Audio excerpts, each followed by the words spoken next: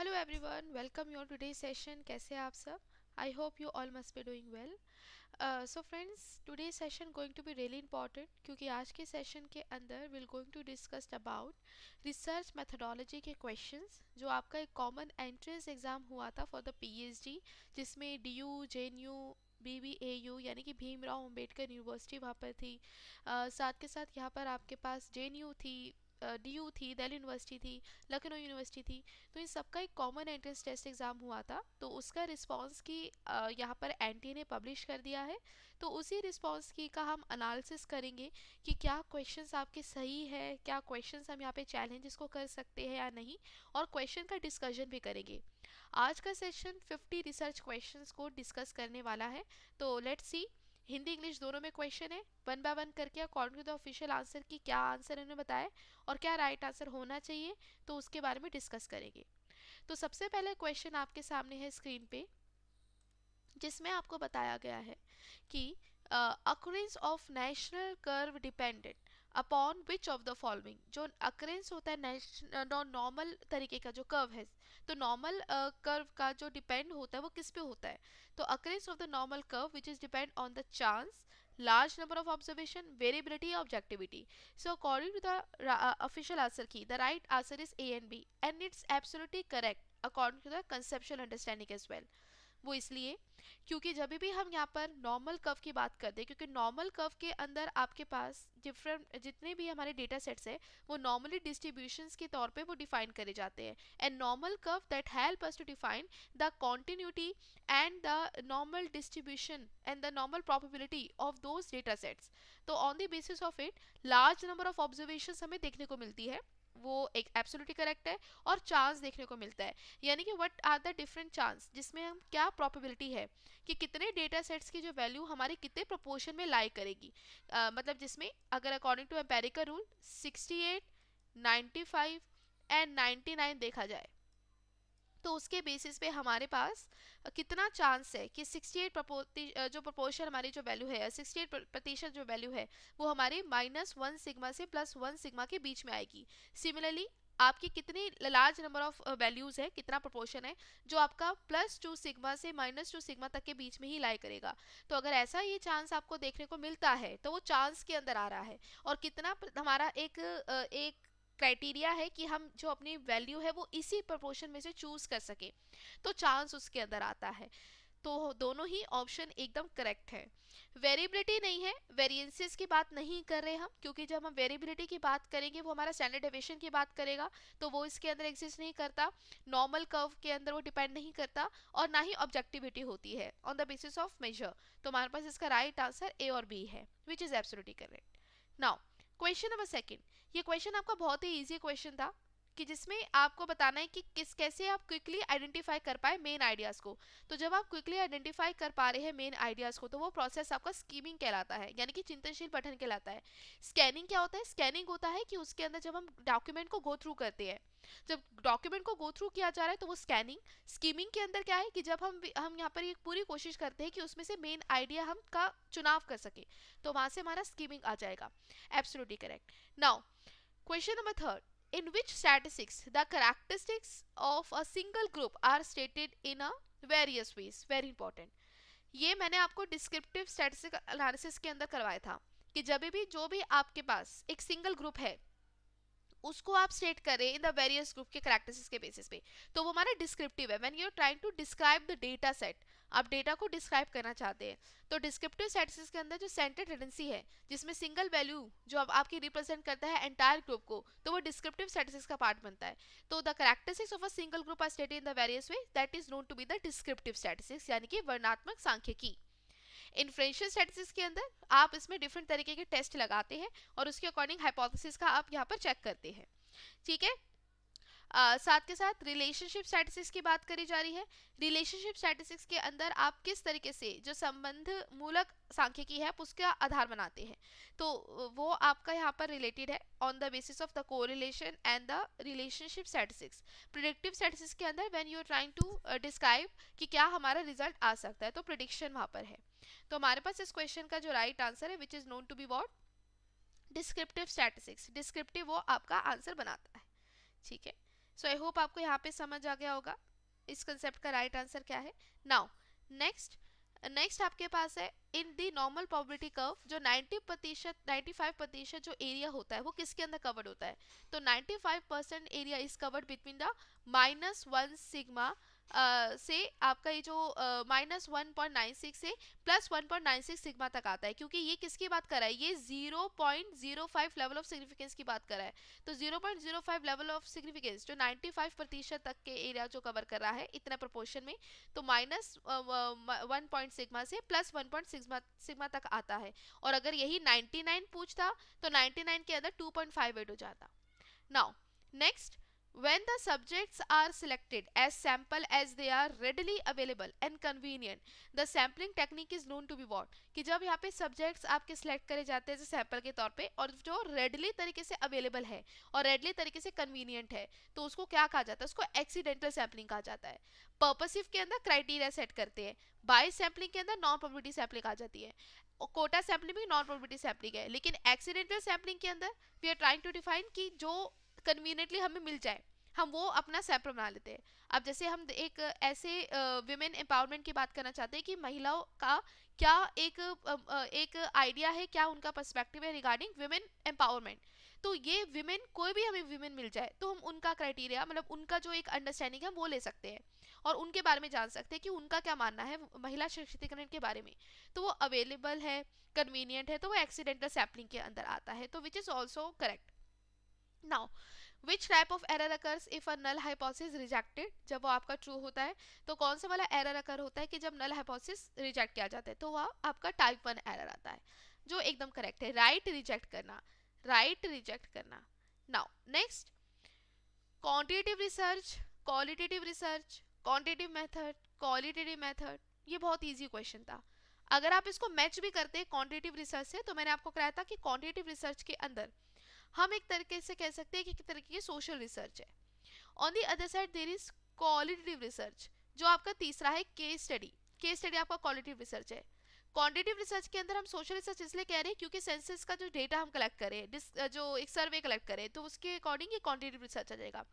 Quantitative method के अंदर हम यहाँ पर बात करना चाहते हैं तो उसके अंदर आपका यहाँ पे सेकंड यानी कि डेटा जो कलेक्ट किया जाता है is a major concern, randomisation is a major concern.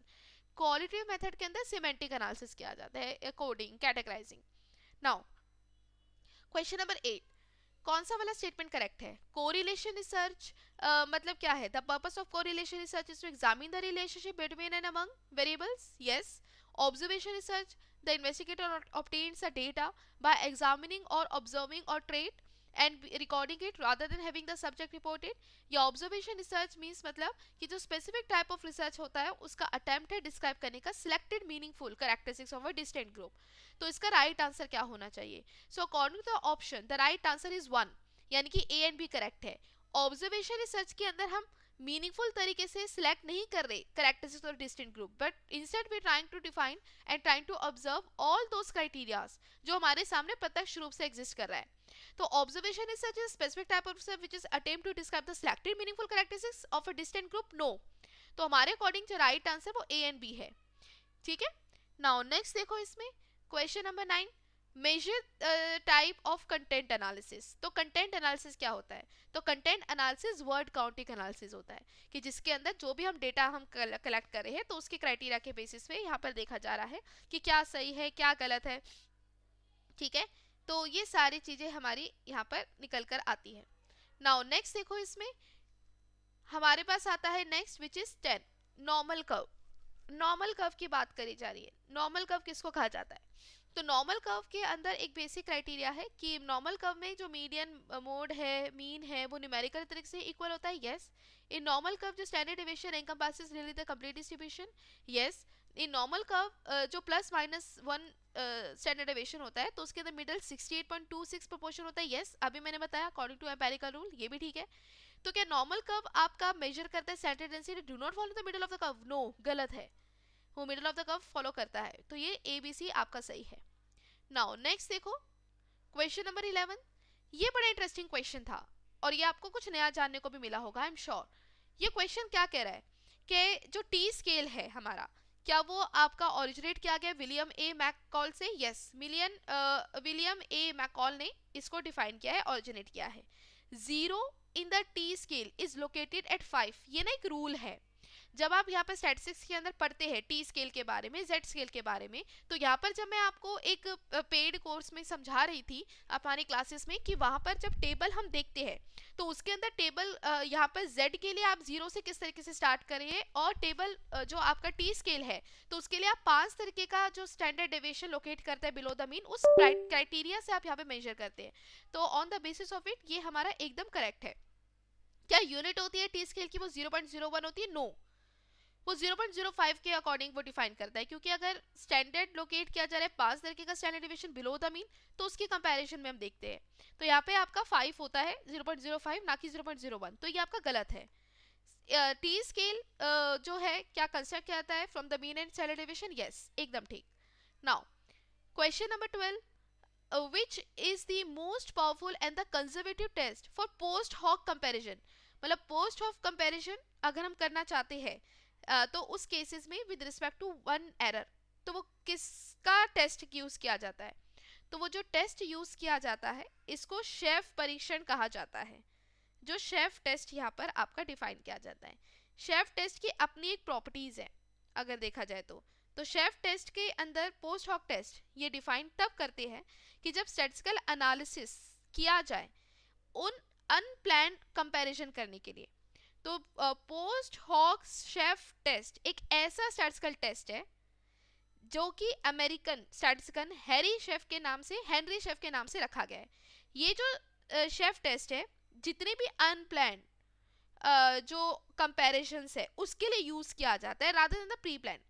और ये किस में यूज किया जाता है? Mainly among the groups. जैसे कि हम अनोवा का एक्सपेरिमेंट करते हैं तो कुछ हम प्री प्लान तरीके से वेरिएबल्स डिसाइड करते हैं कि इन वेरिएबल्स के ऊपर हमें काम करना है, लेकिन what about those variables that are intervening? तो वो वेरिएबल्स जो अनप्लान्ड है हम उनको किस तरीके से कंट्रोल करें, उनको कैसे टेस्ट करें? तो उसके लिए शेफ टेस्ट का यूज किया जाता है। तो हमारे पास इस क्वेश्चन का राइट आंसर एकदम ठीक है, 4th है।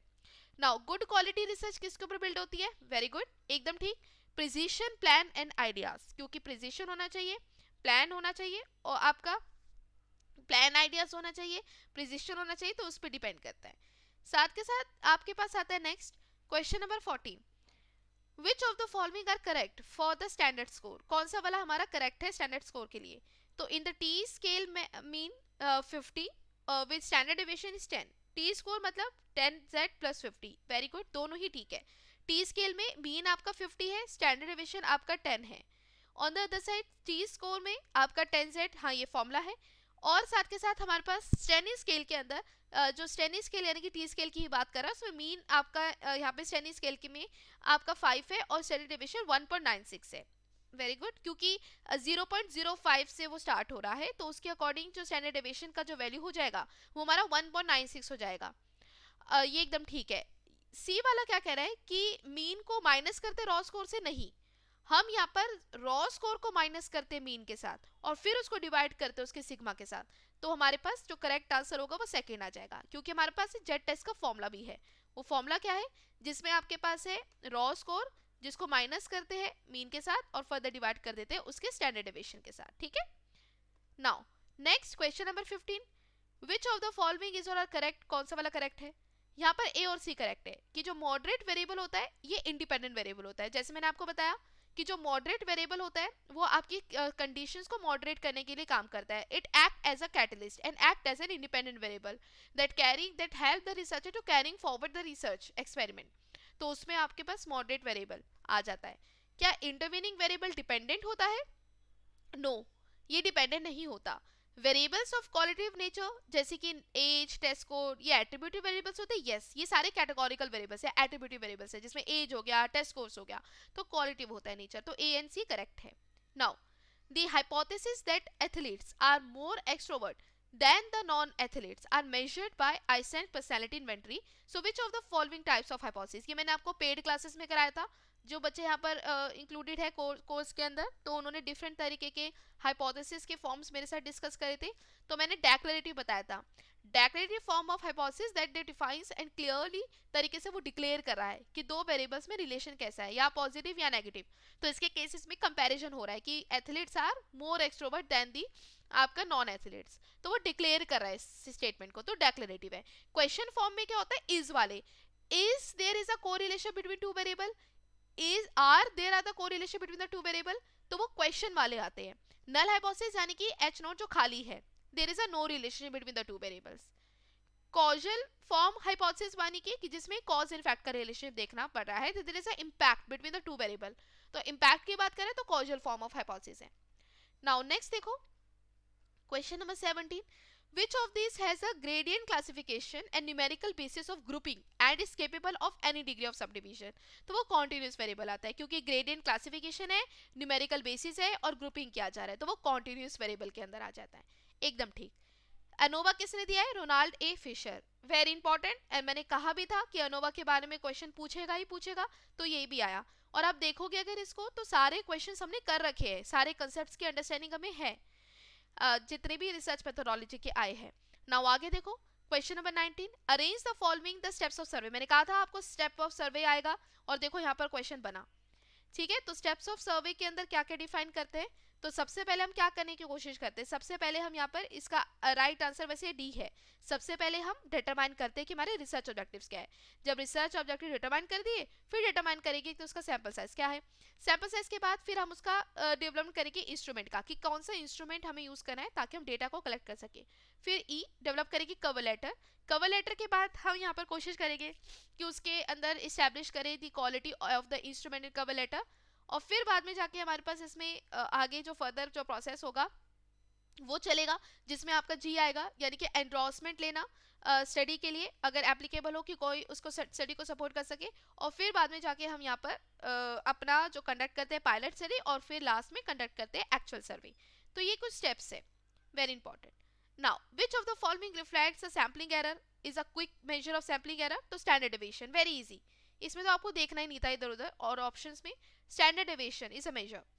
Now question number 21, sequentially arrange करना है आपको कंस्ट्रक्ट करते हुए फ्रीक्वेंसी टेबल, जैसे कि आप कोई टेबल बना रहे हैं, तो उसके लिए आप किसका सहारा लेंगे, क्या करेंगे, तो सबसे पहले डी, आप यहाँ पर पहले रेंज बनाएंगे, रेंज के बाद फिर आप ए नंबर ऑफ इंटरवल डिसाइड करेंगे, फिर आप ई करेंगे यानी कि साइज ऑफ इंटरवल क्या होगा, फिर मार्क टेलिस करोगे, फिर लास्ट में जाके आप इसमें बी राइट करेंगे उसकी फ्रीक्वेंसीज को, ठीक है। तो ये आपको इसमें ऑप्शन बताया गया है। नाउ नेक्स्ट देखो क्वेश्चन नंबर 40, सॉरी ये 22nd, which of the following are correct about action research, action research के रिगार्डिंग क्या करेक्ट है, action research immediate research when we trying to solve the problem, immediate problem and take the action, तो वो इसमें है। तो action research के अंदर through it the educator examine their own practice, साथ के साथ बी सी इसमें है, in it mostly descriptive research design is used, और डी इसमें है, यानी कि through it educator improves the practice and education outcomes, तो ये हमारे पास आएगा ए सी और डी में इसके करेक्ट ऑप्शंस, ठीक है। नाउ नेक्स्ट देखो क्वेश्चन नंबर आपके पास है 23rd, which criticism is concerned with the meaning of accuracy of the statement and evaluation is transferred from the authenticity of the document to trustworthiness of the content, internal criticism, accuracy of the statements, evaluation is transfer from the authenticity of the document and trustworthiness, तो वो internal criticism का part बनेगा, accuracy meaning। Next question number आता है आपका 24, the research which is designed to add to organized body of scientific knowledge and does not necessarily produce the results of immediate practical value, तो वो basic research आ जाएगा, क्योंकि question में clearly बताया कि इसका कोई मकसद नहीं है आपका इमीडिएटली एक्शन लेने का, बल्कि इसका मकसद है कि ऐड करना organise body of scientific knowledge, तो हम कुछ नया सीखना चाहते हैं, तो वो बेसिक रिसर्च है, प्योर रिसर्च है, ठीक है।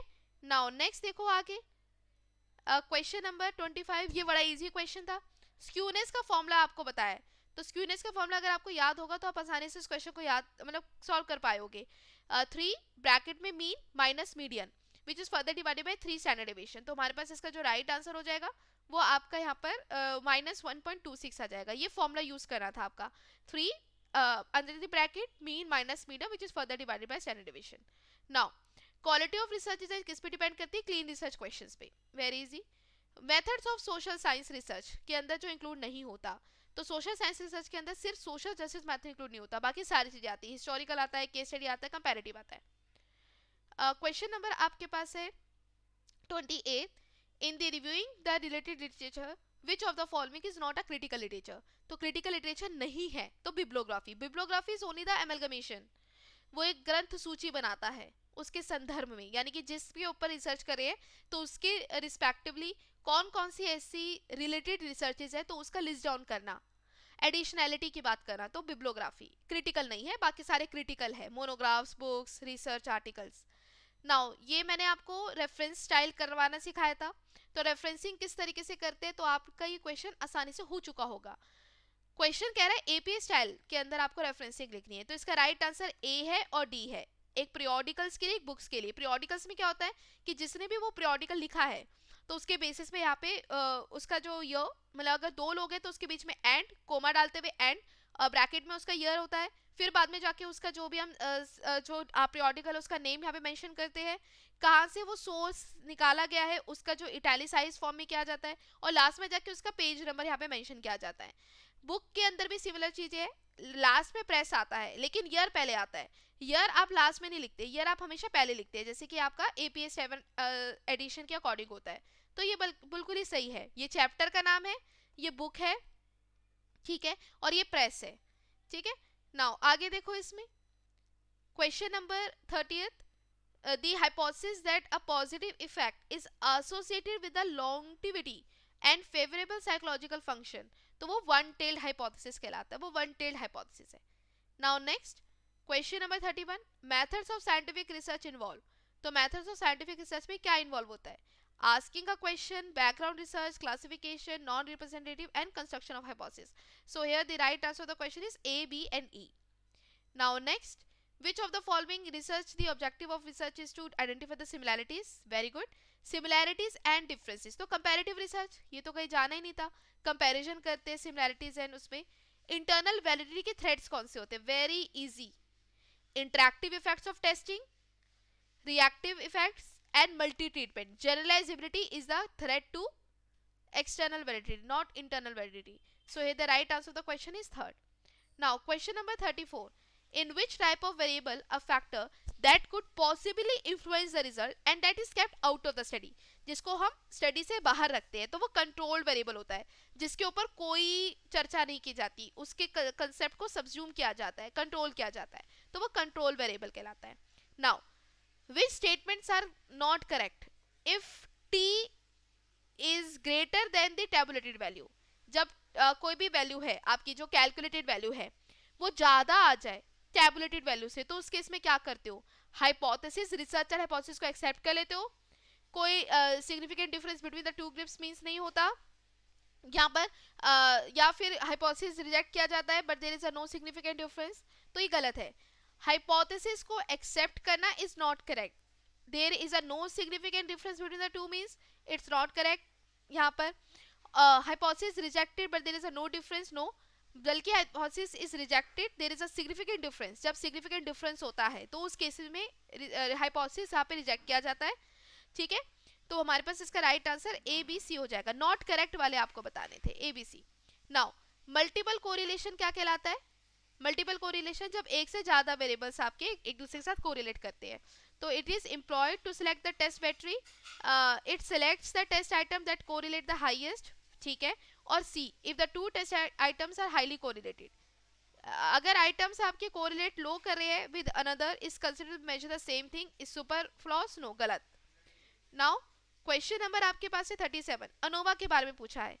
अब अनोवा में ये बड़ा इंटरेस्टिंग क्वेश्चन था जो मुझे लगा, if in one way analysis में 4 ग्रुप है तो टोटल नंबर ऑफ स्टूडेंट्स आपके 20 है, तो उस केसेस में आपको कौन सा करेक्ट है वो निकालना है, तो डिग्री ऑफ फ्रीडम क्या होता है n-1, ठीक है। अनोवा में जिसमें 4 ग्रुप्स है और सब्जेक्ट्स आपके यहाँ पे 20 है, 4 ग्रुप्स है और सब्जेक्ट आपके 20 है, तो इस केस में कितना हो जाएगा आपके पास, 4 दूनी 8, यानी कि 4 को अगर इंटू करेंगे 20 से तो हमारे पास कितना आ जाएगा, 4 दूनी 8, तो ये 0 और ये 8, तो 80, तो 80 -1, 80 -1 would be your degree of freedom. तो आपका कितना जाएगा 79, तो एकदम करेक्ट है 79। दूसरा, degree of freedom between the groups is 3, तो टोटल ग्रुप आपका यहाँ पर आएगा कि 20 नंबर ऑफ सब्जेक्ट्स है और 4 ग्रुप्स है, तो उन सबका टोटल डिग्री ऑफ फ्रीडम आपका n-1, जिसमें आप 4 को इंटू करेंगे 20 से, तो आपका वो 80 आ जाएगा, उसमें से एक कम टोटल डिग्री ऑफ फ्रीडम है। और degree of freedom between the group की बात करें, यानी कि 4 ग्रुप्स है उनके अंदर ही, तो 4 - 1 तो यानी कि 3, तो हमारे पास इसका जो राइट आंसर 3 हो जाएगा, एकदम correct, A and B correct है। 75 किसी भी हालत में नहीं आ सकता within the group. Now next question number 3011।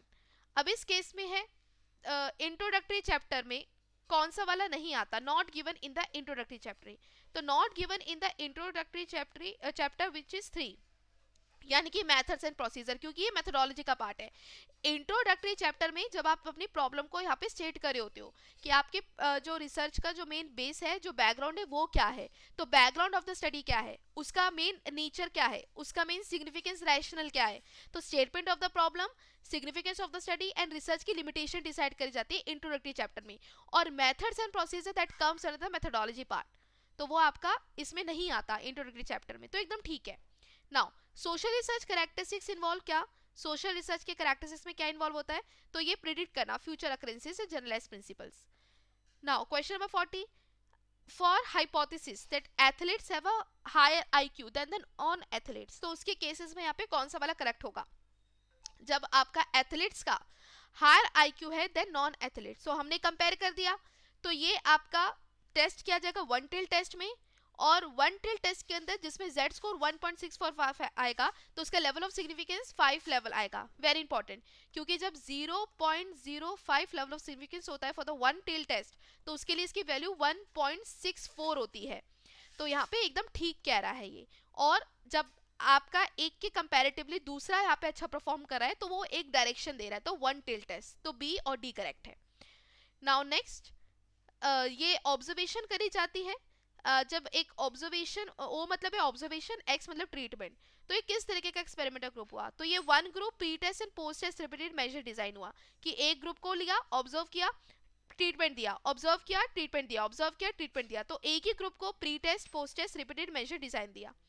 Now meta analysis को असेंडिंग ऑर्डर में लगाना है, जब हम मेटा एनालिसिस करते हैं तो उसको असेंडिंग ऑर्डर में लगाते हो, तो कैसे करोगे, तो सबसे पहले आप यहाँ पे आइडेंटिफाई करोगे प्रॉब्लम, फिर परफॉर्म करोगे लिटरेचर रिसर्च, फिर बाद में रिव्यू करोगे, सिलेक्टेड आपका इवेलुएट करोगे उसको, फिर उसके बेस पे कैलकुलेट करोगे फैक्ट साइज क्या होगा, और फिर बाद में जाके आप अप्लाई करेंगे स्टैटिस्टिकल टेक्निक को।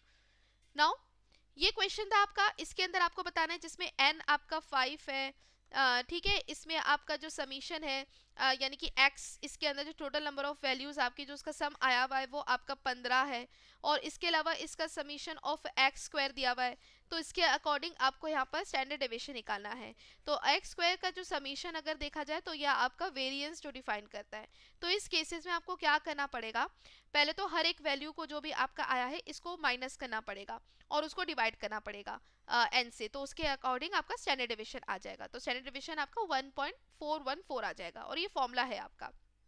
Now next, which of the following is not a factor that affect the reliability, तो वो ऑब्जेक्टिविटी आ जाएगा, जो फैक्टर नहीं है रिलायबिलिटी का, size of sample, variability and representative of the sample आता है, objectivity is a measure of validity, ठीक है।